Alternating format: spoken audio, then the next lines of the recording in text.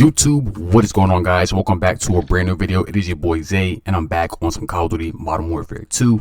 And today, guys, I'm going to be giving you guys the best controller console settings that you guys could be possibly using right now on Modern Warfare 2 ranked play. So you guys be playing your absolute best, doing absolutely well when it comes to getting these kills and also winning these matches. So yeah, guys, stay tuned for that. If you guys do happen to like this video, guys, smash the like button for me. See if we get about 5 likes on this video or more. You know what I'm saying? Greatly appreciate it. Also, if you guys happen to be new to the channel, do enjoy if you drop a sub down below. I'm still on the road to 1K. I really want to reach 1K, guys. So if you guys could help me out and push to get me to 1K subs, I would greatly appreciate that. But I'm not going to hold you guys up. Without further ado, let's hop straight into the settings for you guys today. Let's get it. Now, I know a lot of you guys are probably wondering, like, okay, you see, you get into these games, you got people who are going crazy, who are pretty much seem like they're fucking beaming you. You know what I'm saying? Anytime they come at you around a corner, they come to kill you, they're lasering you down every single time. Well, I'm going to show you guys what you guys can be using right now on your settings so you guys can go ahead and do the same exact thing to your enemies and win your games and your gunfights. So let's get it. We're going to go straight into controller settings to begin the freaking settings off today, guys. So if you guys want to go, I'm going to show on the screen just a moment here so you guys can see exactly what I got going on. First thing we're going to do is we're going to go into the controller settings, obviously. So go down. First things first, you want to go straight down to make sure your controller vibration is completely off, guys. Make sure this is completely off. If you guys do not realize, if you guys actually play with this on and you guys shoot your gun, you're going to feel so much more recoil, and it's going to mess up the way you control your analog sticks and your controller, holding your controller, and when you're shooting the gun, it's going to throw you completely off. So I'd rather have this turned off completely because it just helps you shoot way more smoother. It makes it feel like you're almost lasering your gun every single time. It really helps with lowering the recoil of your gun as well, so I recommend just turning it off completely. Next, we're going to go down to aiming. Now, guys, I don't know what you guys play on as far as horizontal and vertical stick sensitivity, but I typically play around 6 and 5 when I'm playing ranked, because on the horizontal, you want to be able to look side to side a little bit faster than you do up and down. Up and down is going to help you when controlling your recoil when you want to aim down your sight as well. So have it at, I'm saying put it at 6.5, or if you don't want to put it at 6.5, make sure your horizontal stick sensitivity is always just one number above your vertical stick. Whatever you play on, just make sure horizontal is one number above. Then I recommend going down to ADS sensitivity multiplier and taking this all the way down to 0.75, guys. I'm telling you, when you aim in and you start looking side to side, it's going to help you to be able to, especially if you have one of the high sensitivities, it's going to slow your sensitivity down all the way down. Your horizontal, say you play like a 10 or 8, if you put this at 0.75, no matter what you play on as far as your horizontal stick sensitivity is, as long as this is at a 0.75, it's going to always be slowed down when you aim in your sight, making you be able to easier slow down and control the way you aim your gun and how you're shooting your gun pretty much. It's going to slow it down completely. You're going to feel it, and it's going to make you able to lock in on your targets a lot better and easier. Next thing we're going to go to, guys, we're going to hit RB and we're going to go to advanced. Now, one of the main things you need to have set on is your aim assist. Make sure it's set up very well and very correctly. I'm going to show you guys on the screen right now what mine currently looks like, and you guys go ahead and adjust yours the exact same way. First things first, make sure your target aim assist is completely on. Do not have it turned off. If you play on PC, I'm sorry, you don't have target aim assist, and that kind of sucks. I played it on PC before. It does not feel good at all. For all my console players, you know what it is. Put on target aim assist right now. Go down to aim assist type. Make sure you have it on focusing. Focusing is going to help you with your analog. It's going to help you to control your analog, be able to lock onto your targets and keep it straight. You're going to keep your gun fire as straightly as possible. This is going to help. I swear, I promise you, it helps every time. My boys, they checked it out. It works for them as well. Then we're going to go down to aiming and go down to aim response curve type. You guys will see right here, I have my set to dynamic. A lot of people tend to use standard, but trust me, dynamic, you're going to be able to use dynamic, and you're going to be able to map that S curve so you have more fine control over your analog stick when shooting your gun and aiming down and locking down on sights. Then another thing you're going to need is when you go below this is ADS sensitivity multiplier on focus. So since we have focusing as our aim assist type, when we go down right here to the multiplier for focus, it's going to help you to lock on even better.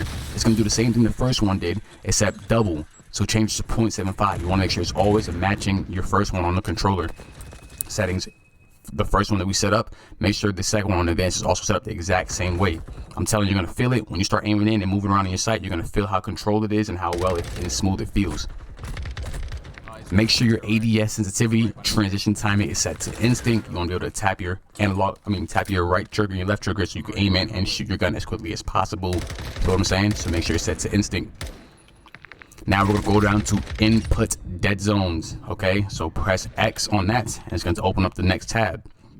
Now this is the main thing you want to play with. This right here is a key thing you want to play with, simply because depending on how you have this set up is going to determine whether or not your analogs are really sensitive to the way you move left and right, up and down.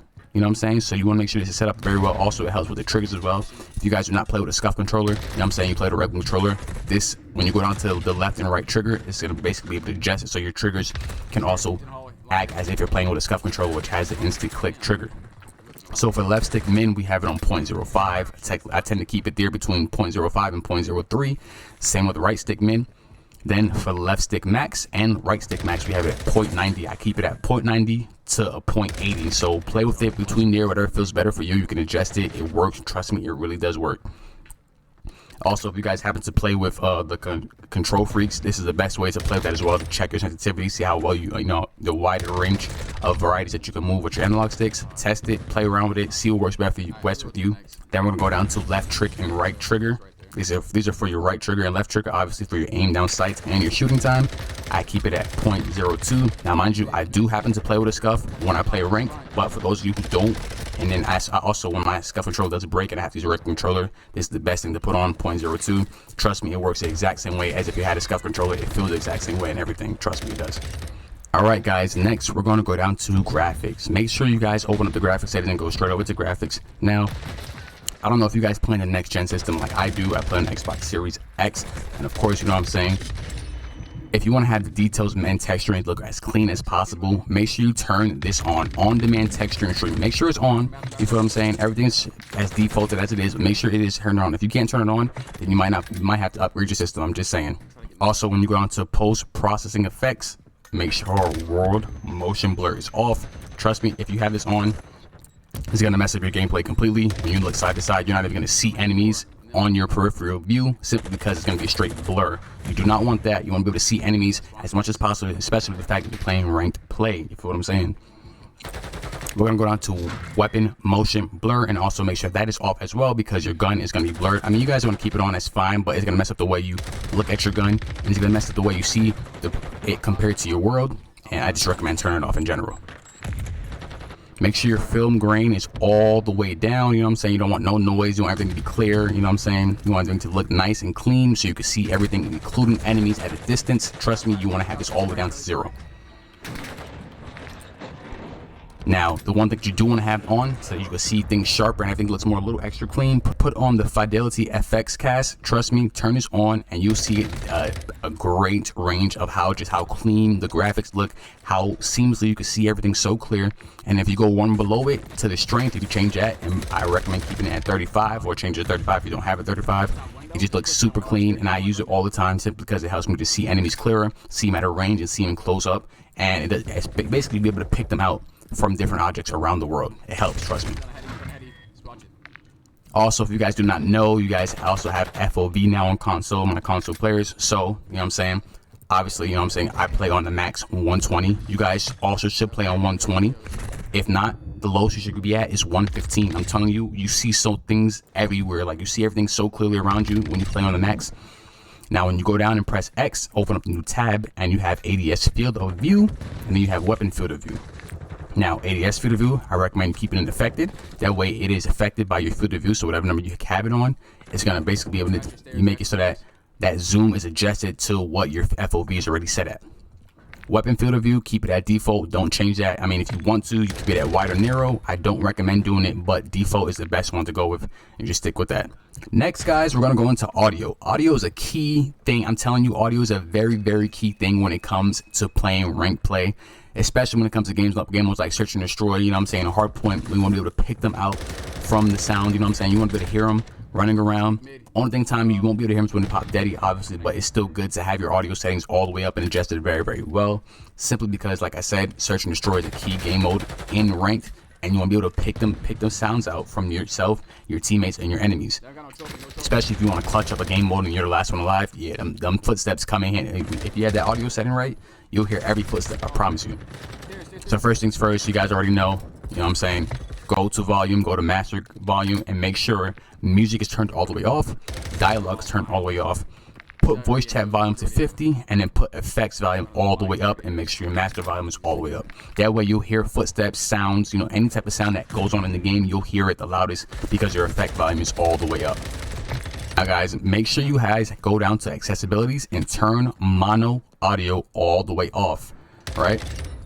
When you have it on, what it does is it takes your left and right sound and merges them together, making it seem like it has no direction to where the sound is coming from. If you guys have mono audio on, turn it completely off. As you guys can see, when you have it off, if you look to the right, it says audio is split between the left and the right audio channels to provide directional sound. This has the best way so you can hear which direction your enemy is coming from. If you're the last one alive in Search and Destroy and you want to know what direction they're coming from, if you have this setting turned completely off, you can literally listen through your left earphone and your right earphone and hear which direction that your enemy is coming from. That way it won't throw you off and you have a better chance of killing them and knowing which way they're coming from. That's why a lot of times when I'm playing this game, I get into gunfights, I typically know where the enemy's coming from because I have this turned off and I have my headphone settings all the way up. Okay guys, it's going to do it here for these settings. Let me know what you think about it in the comments down below. If you guys happen to enjoy this video or like this video or find this video helpful in any single way, do me a huge favor and drop a sub and smash the like button for me. Hope you guys can enjoy. It's been your boy Zay. Go ahead and have some fun on rank with these settings, and peace out.